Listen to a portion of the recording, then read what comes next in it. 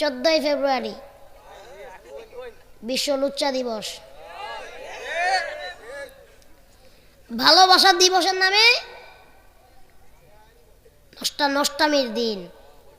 যাক, এবার 14ই ফেব্রুয়ারি দিবাগত রাত্রে সবে বরাত, ঠিক কিনা? যুবক ভাইরা বলে দেই, 14ই ফেব্রুয়ারি নামে আমাদের ইসলামে কোনো সংস্কৃতি নাই। ইসলামের সংস্কৃতি আছে দুইটা। কয়টা? একটা হচ্ছে ঈদুল আযহা, আরেকটা ঈদুল ফিতর। এই দুইটা হচ্ছে আমাদের কি সংস্কৃতি, উৎসবের দিন, ঠিক কিনা? এছাড়া কোনো 14ই ফেব্রুয়ারি বিশ্ব বেহাইয়া দিবস, বিশ্ব লুচ্চা দিবস নামে করো, সে যদি মুসলমানের জন্মে হয়ে থাকে, সে যদি মুসলমানের ছেলে হয়ে থাকে, মুসলমানের সন্তান হয়ে থাকে, সে পালন করতে পারে না। আর যদি তুমি যদি বিধর্মীর সন্তান হও, তুমি যদি বৌদ্ধ, হিন্দু, খ্রিস্টান, ইহুদির সন্তান হও, তুমি পালন করো।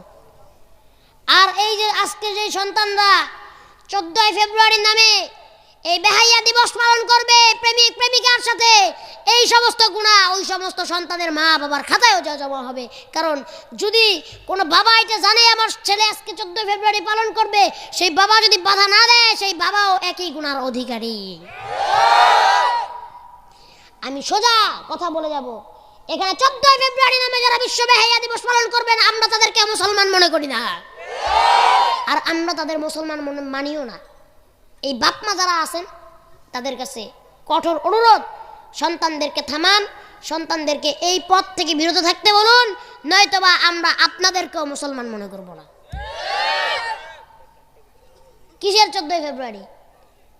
কিসের ভালোবাসা দিবস? আরে ভালোবাসা তো হবে আল্লাহর সাথে, নবীর সাথে, ভালোবাসা হবে কোরআনের সাথে, ভালোবাসা হবে আলেম ওলামার সাথে। আর যদি এমনি কারোর সাথে ভালোবাসা থাকে, ওইটা আরেক বিষয়।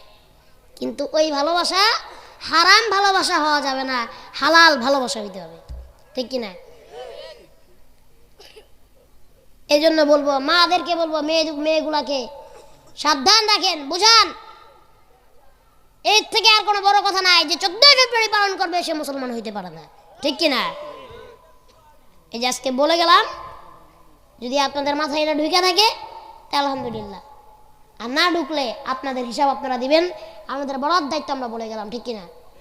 কোন মাদ্রাসার ছেলে 14ই ফেব্রুয়ারি পালন করবে না, কোন আলেম ওলামা 14ই ফেব্রুয়ারি পালন করবে না।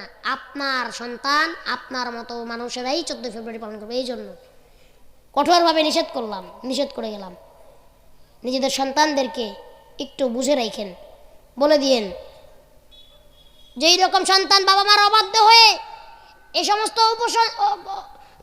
সমস্ত কুসংস্কৃতি, অপসংস্কৃতি পালন করে, ওই সমস্ত সন্তান ঘর থেকে বের করে দেওয়া উত্তম।